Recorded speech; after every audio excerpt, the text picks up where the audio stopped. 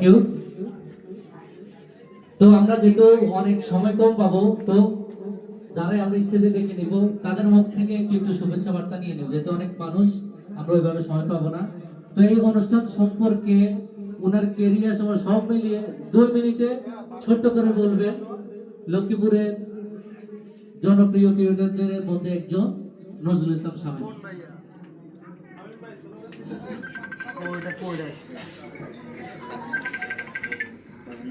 আসসালামু আলাইকুম। কি অবস্থা সবার, কেমন আছেন?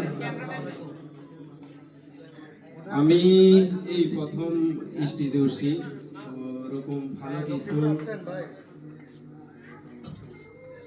আমি ছোট্ট একটা মানুষ, আর আমার টিমটাও ছোট, আর আমি সবসময় চাই যে যদি সারা বাংলাদেশের মানুষও যদি নেগেটিভ থাকে, আমি পজিটিভ থাকবো।